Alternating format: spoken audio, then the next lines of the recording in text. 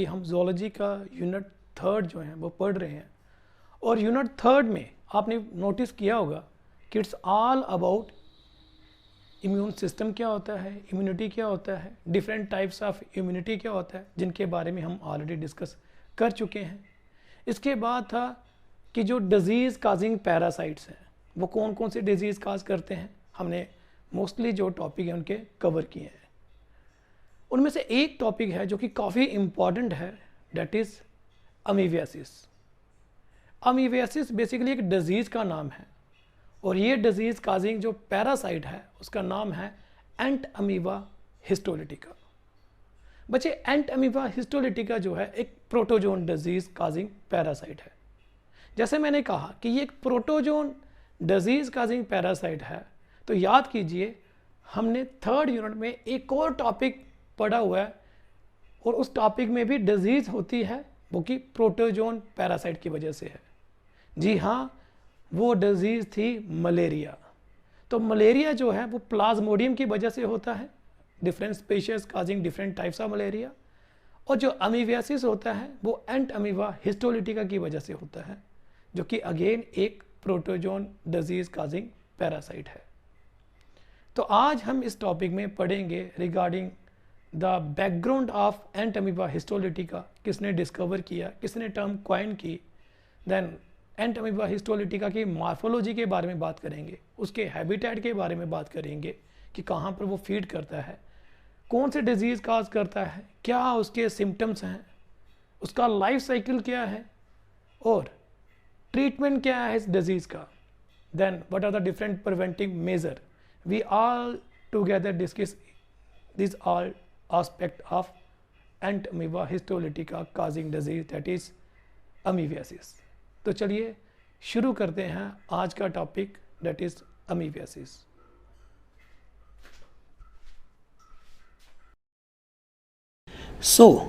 आज का topic amoebiasis, जो कि होता है एंट अमीबा हिस्टोलिटिका की वजह से। तो चलिए इसके बारे में पढ़ते हैं। एंट अमीबा हिस्टोलिटिका के बारे में हम पहले हिस्ट्री सेक्शन में जाएंगे। लोश ने सबसे पहले डिस्क्राइब किया था Entamoeba histolytica as amoeba coli. तो बेसिकली एंट अमीबा से मिलता जुलता था, तो उसे लगा ये अमीबा की अलग सी स्पीशीज़ है, उसने नाम दे दिया amoeba coli. Lady first establish किया उसने जीनस एंट अमीबा। तो डिस्कवर लोश ने किया था, लेकिन जो उसके जीनस को एस्टेब्लिश किया कि ये अलग है, ये अलग सा जीनस है, वो लेडी था। देन शॉर्डिन ने एस्टेब्लिश किया था इसकी स्पीशीज़ को, जिनके एंट अमीबा की ये जो प्रेजेंटली हम स्टडी कर रहे हैं हिस्टोलिटिका स्पीशीज़, ये शॉर्डिन ने एस्टेब्लिश की थी इन 1903। और इसे डिफ्रेंशिएट किया था पैथोजेनिक और नॉन पैथोजेनिक टाइप्स। पैथोजेनिक जो डिजीज़ काज करते हैं, नॉन पैथोजेनिक जो डिजीज़ काज नहीं करते हैं। There are 5 species of Entamoeba in human being. तो ह्यूमन बीइंग पर 5 स्पीशीज़ जो है एंट अमीबा की कंसर्न रखती है, जो कि है Entamoeba hartmanni, E coli और नॉन पैथोजेनिक। और जो पैथोजेनिक है वो है Entamoeba histolytica, Entamoeba gingivalis and Entamoeba polecki. तो ये वो वाली स्पीशीज़ हैं जो डिजीज़ काज कर सकती हैं। तो इसका मतलब एंट अमीबा की सारी स्पीशीज़ डिजीज़ काज नहीं करती। आउट ऑफ द 5, 3 स्पीशीज़ जो हैं वो डिजीज़ काज करती हैं, और 2 जो है they are non pathogenic.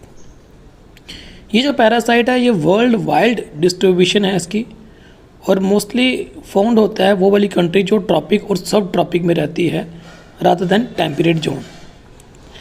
And जो अमीबा हिस्टोलिटिका है ये scarcely pathogenic found in human being of temperate zone. Temperate zone में बड़ा रेयर है कि ये डिजीज़ काज करती हो। अब हैबिट एंड हैबिटाट, मतलब ये हमारी बॉडी में किस जगह पर रहती है, मतलब डिजीज़ तो काज कर रहा है तो लेकिन किसी पार्ट पे तो रहता होगा ना हमारी बॉडी के। तो एंट अमीबा हिस्टोलिटिका जो है ये एंडोपैरासाइट है जो रहता है म्यूकस और submucus layer of large intestine of man. तो आपने बच्चे 11th क्लास में पढ़ा था एलिमेंट्री कैनाल के टीएस में कौन कौन सी लेयर होती हैं। तो ये कहता है कि जो म्यूकोसा और सब म्यूकोसा लेयर के बीच की जगह ना, ये वहाँ पर पेनिट्रेट करके वहाँ हैबिटेट करता है। ये लीवर में, लंग्स और रेयरली कभी कभार ये ब्रेन स्प्लीन में भी चला जाता है, जो कि वहाँ जाके अल्सर प्रोड्यूस करता है। जो सिस्ट होती है वो intestine lumen of the man में होती है। तो इसकी जो सिस्ट की स्टेज है वो ल्यूमन ऑफ द इंटेस्टाइन में होंगी, बाकी जो है जैसे मेंशन की वहाँ पर होंगी ये। बिसाइड ह्यूमन, तो ह्यूमन को छोड़ के एंटमीबा जो है वो कहाँ कहाँ पाया जाता है। औरंगटोंग में भी ये पैथोजेनिक है, गोरिल्ला में भी, चिंपैंजी, गिवन, baboon, donkey, dog, cat, rat and pig. तो बेसिकली देखा जाए दीज आर ऑल मैमल्स, है ना। तो मोस्टली तो ये प्राइमेट्स हैं और बाकी नॉन प्राइमेट्स हैं। तो ये कहता है कि एंटमीबा हिस्टोलिटिका सिर्फ और सिर्फ ह्यूमन बीइंग को इफेक्ट नहीं करता, ह्यूमन बीइंग को छोड़कर इसके जो होस्ट हैं ये वाले भी हो सकते हैं, जो कि यहाँ पर मेंशन किए हैं। तो यहाँ से एक बात क्लियर है कि जो एंटमीबा हिस्टोलिटिका है ये एक एंडोपैरासाइट है, मतलब बॉडी के अंदर होगा। और अगर बॉडी के अंदर है तो ये मिकोसा और सब mucosa layer of the large intestine में होगा। तो आपको इसकी लोकेशन के बारे में पता चल गया कि लार्ज इंटेस्टाइन के मिकोसा और सब मिकोसा में। दूसरा कि ये सिर्फ ह्यूमन के ऊपर इफेक्ट नहीं करता, ये नॉन ह्यूमन जो हैं मैमल्स उनके ऊपर भी ये अटैक करता है। चलिए आगे और पढ़ते हैं इसके बारे में। तो इसकी जो है लाइफ साइकिल डिफरेंट स्टेजेस से निकल चलती है। डिफरेंट स्टेजेस का मतलब जैसे देखो हम लोग हैं तो हम एक छोटे बच्चे की फॉर्म में पैदा होते हैं, धीरे धीरे सिर्फ साइज़ गेन करते हैं, लेकिन सारे ऑर्गेनिज्म ऐसे ग्रो नहीं करते, वो डिफरेंट स्टेजेस से निकलते हैं। तो इसकी जो पहली स्टेज यहाँ पे डिस्कस कर रहे हैं वो ट्रोफोजाइट स्टेज, जो कि एक फीडिंग स्टेज होती है, मैच्योर स्टेज होती है। ट्रोफोजाइट स्टेज जो होती है उसका साइज़ 15 से 40 माइक्रॉन जो होता है वो एवरेज होता है और 18 से 25 माइक्रॉन तक जा सकता है। डोवल ने शो किया था जो पैरासाइट है ये दो रेसेस में बिलोंग करता है, लार्जर और स्मॉल। ट्रोफोजाइट ऑफ एंटमीबा हिस्टोलिटिका जो है इन लिविंग कंडीशन वो दो पोर्शन शो करता है साइटोप्लाज्म के। तो मतलब उसका साइटोप्लाज्म आप देखोगे तो आपको लगेगा इसके दो हिस्से हैं। बाहर वाले हिस्से को एक्टोप्लाज्म बोलते हैं, अंदर वाला जो हिस्सा होता है वो एंडोप्लाज्म होता है। दोनों में क्या डिफरेंशिएट होता है, जो एक्टोप्लाज्म होता है वो ट्रांसपेरेंट लाइक दिखता है, जो एंडोप्लाज्म है वो ग्रैन्युलर दिखता है, ऐसा लगता है कि बड़ा डेंस सा ग्रैन्यूल लाइक स्ट्रक्चर इसमें प्रेजेंट है। सीडोपोडिया जो है लॉन्ग होते हैं, फिंगर लाइक होते हैं, चाहे शॉर्ट भी हो सकते हैं, राउंड इन शेप। अब आपको पता ही है कि सीडोपोडिया क्या है, आपने 11th में पढ़ा हुआ है कि pseudopodia this is the locomotory structure in case of amoeba और एंटमीबा। सीडो का मतलब फॉल्स एंड पोडिया मतलब फीट। तो इसमें कई प्रोटोजोन ऐसे होते हैं जो फ्लैजिला की मदद से चलते हैं, कई ऐसे होते हैं जो सीलिया की मदद से चलते हैं, और अमीबा या एंटमीबा ये वो वाले प्रोटोजोन हैं जो सीडोपोडिया की हेल्प से चलते हैं। न्यूक्लियस जो होता है वो इनमें इनडिस्टिंक्ट होता है। जब स्टेन करते हैं हेमाटोजाइलिन से तब हमें पता चलता है कि इस जो न्यूक्लियस में एक डॉट लाइक सेंट्रल कैरियोसाइम होता है जिसे हम एंडोसोम भी बोलते हैं। तो न्यूक्लियस के अंदर हमें एक डॉट लाइक स्ट्रक्चर दिखता है जिसे हम बोलते हैं कैरियोसोम या एंडोसोम। बेसिकली वो एक वेजिक्यूलर न्यूक्लियोलस को रिप्रेजेंट कर रहा होता है, ठीक। और इसका न्यूक्लियस का एक काफ़ी टिपिकल स्ट्रक्चर है, जैसे कॉर्ड व्हील लाइक स्ट्रक्चर नहीं होता, चक्का जैसे होता है किसी साइकिल का, है ना। तो उस तरीके से ये दिखता है, आप डायग्राम में देख भी सकते हो। तो uniform ring of small peripheral chromatin granule होते हैं, एट ए टाइम्स सम ग्रामेन्यूल जो है इन बिटवीन दैम होते हैं। देयर में भी traces of lining network in the form of fine fibril. तो क्या होता है कि यहाँ ट्रेसेस ऑफ लाइनिंग नेटवर्क होता है in the form of fine fibril, जो कि कैरियोसोम और न्यूक्लियर मेम्ब्रेन में जाता है। जैसे आप देख सकते हो सेंटर में कैरियोसोम है यानी कि एंडोसोम है और पेरीफेरी में न्यूक्लियर मेम्ब्रेन है। इनके बीच में लाइनें बनी होती हैं, है ना। जैसे कि आप सोच सकते हो कि साइकिल के जो पहिए है उसके बीच में तारें लगी होती हैं, उस तरीके की। न्यूक्लियर मेम्ब्रेन बड़ा डेलिकेट होता है और साइज़ जो न्यूक्लियस का होता है इन ट्रोफोजाइट वो 4 से 6 माइक्रॉन इन डायामीटर होता है। तो सबसे खासियत और स्पेसिफिक करेक्टर है बच्चे ये जो कॉर्ड व्हील लाइक स्ट्रक्चर है in case of trophozoite of Entamoeba histolytica. तो चलिए ट्रोफोजाइट स्टेज के बाद इसकी सिस्ट स्टेज के बारे में पढ़ते हैं। तो जैसे हमने कहा था कि इसमें 2 रेसेस होती हैं, सिस्ट दोनों रेसेस में पाया जाता है जिसका साइज़ 10 to 20 माइक्रॉन एवरेज मतलब 12 डायमीटर के करीब होता है। हेमाटोजाइलिन एक स्टेन है, जिस स्टेन की वजह से हमें ये दिखता है अंडर द माइक्रोस्कोप। तो ये सफेरिकल या क्वाड्री न्यूक्लियट होता है, इसमें 4 न्यूक्लियस हो, क्वाड्री का मतलब 4 होता है, वैसा अपीयर होता है। साइटोप्लाज्म क्लियर होता है और ऑफनली ब्लैक डॉट लाइक स्ट्रक्चर दिखते हैं, जिसे हम क्रोमेटोइड बार और बॉडी विद राउंडेड एंड्स, ये इसका फीचर है। यंग सिस्ट जो होते हैं, जो अभी जस्ट नए बने होते हैं, वो सिंगल न्यूक्लियस के होते हैं, जिन्हें हम यूनिन्यूक्लियट कहते हैं। बाद में वो 2 न्यूक्लियस बन जाते हैं डिवाइड होके, तो बाई न्यूक्लियट, और 2 न्यूक्लियस फर्दर डिवाइड होके 4 बन जाते हैं, जिसे क्वाड्री न्यूक्लियट सिस्ट भी कहते हैं। ठीक, तो it show very small central karyosome. तो इसमें क्या होता है, सेंटर में बड़ा छोटा सा, इतना प्रोमिनेंट कैरियोसोम नहीं होता, छोटा सा होता है with A delicate nuclear membrane. तो ट्रोफोजाइट में प्रोमिनेंट था, लेकिन यहाँ पर प्रोमिनेंट नहीं है। फिर बच्चे, जो इसमें क्रोमेटाइड बॉडी होती है ना, वो करेक्टरिस्टिक फीचर है इस सिस्ट का, that is ant amoeba histolytica. तो एंट अमीबा हिस्टोलिटिका की सिस्ट की खासियत होती है कि उसके अंदर क्रोमेटाइड बॉडी होती है। ये जो सिस्ट है, ये सिंगली भी हो सकती है या मल्टीपल ऑफ 2 और मोर भी हो सकती है। ये क्रोमेटिड तो जो क्रोमेटिड बॉडी है, ये सिंगल भी हो सकती है या ग्रुप्स हो सकते हैं इसके मल्टीपल ऑफ 2 और मोर। अब मैच्योर सिस्ट की बात की जाए, पहले तो सिस्ट जो भी बनी है, और जो प्री सिस्ट होती है, ये एक सिक्रिएट करती है thin tough transparent membrane around it. मतलब जो पहले सिस्ट आपने पढ़ी, वो एक एडिशनल मेम्ब्रेन को सिक्रीट करता है अपने बाहर, ठीक, जिसे हम सिस्ट बॉल कहते हैं। और the animal having a cyst wall is called as cyst. Process of enclosing in a cyst is called as encystment और इंसिस्टेशन। तो कहता है कि ये जो सिस्ट बनी, तो इस प्रोसेस को, जहाँ पे एक ऑर्गेनिज्म किसी के अंदर इनक्लोज हो जाए, उसे इंसिस्टेशन कहते हैं। Early stage of the cyst contain a single nucleus. तो जो नया सिस्ट बना होता है, उसमें सिंगल न्यूक्लियस होता है, जैसे पहले भी डिस्कस किया, फिर 2 बनाता है और बाद में जाके 4 भी बनते हैं, जो कि आगे जाके पढ़ेंगे। जो कि 2 न्यूक्लियस स्टेज होती है, ये डिवाइड करती है माइटोटिकली, और 4 न्यूक्लियस बनते हैं। न्यूक्लियर डिवीज़न जो होती है, वो सिर्फ इस केस में माइटोटिक डिवीज़न जो हो रही है, वो सिर्फ न्यूक्लियर की डिवीज़न हो रही है, अभी तक साइटोप्लाज्म की डिवीज़न नहीं हुई है।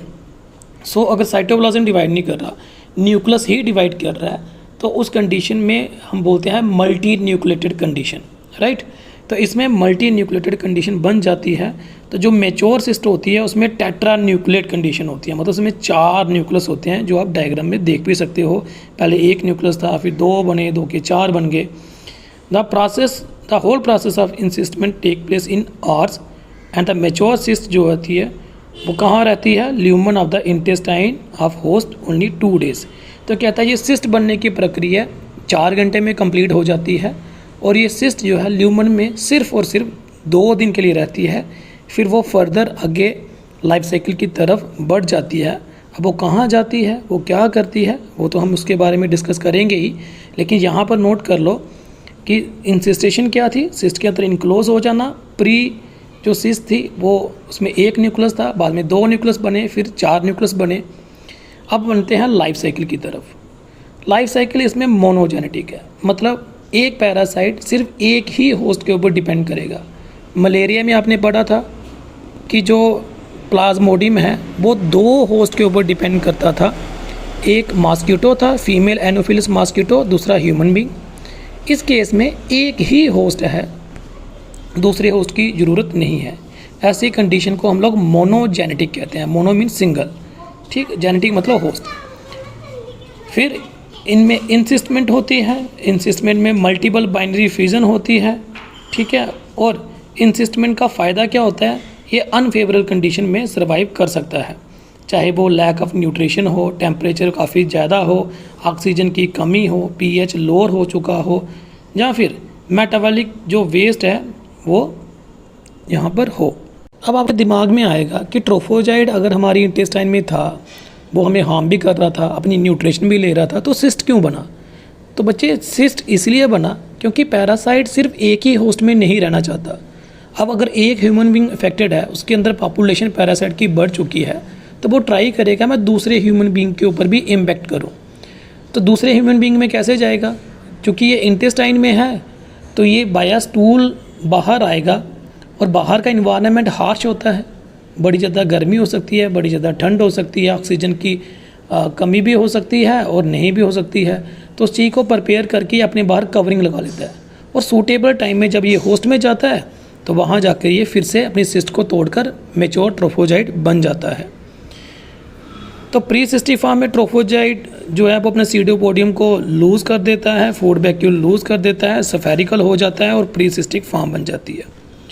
तो चलिए ये था आगे लाइफ साइकिल कि किस तरीके से चेंजेस आती हैं, राइट। तो मैच्योर ट्रोफोजाइट जो है वो क्या करेगा, पहले वो डिवाइड हो जाएगा और वो 2 यंग ट्रोफोजाइट बनाएगा, और ऐसे ही पॉपुलेशन बढ़ती जाएगी। मैच्योर डिवाइड किया जा रहा है, यंग बनाया जा रहा है। जब पॉपुलेशन काफ़ी ज़्यादा बढ़ जाएगी तो उस टाइम पे क्या होगा, ये प्री सिस्ट बना देगा, तो यूनी न्यूक्लियट होगा, फिर बाई न्यूक्लियर कंडीशन आएगी, और फिर क्या आएगी, क्वाड्री न्यूक्लियर कंडीशन आएगी। ये जो क्वाड्री न्यूक्लियर कंडीशन में बाया स्टूल ये बॉडी के बाहर आ जाएगा, और फिर गंदे पानी या गंदा खाने के तरीके से हमारी बॉडी में ये सिस्ट की फॉर्म में एंटर हो जाएगा, ठीक। तो ये कैसे फैलता है, अनहाइजेनिक फूड और वाटर के साथ, राइट।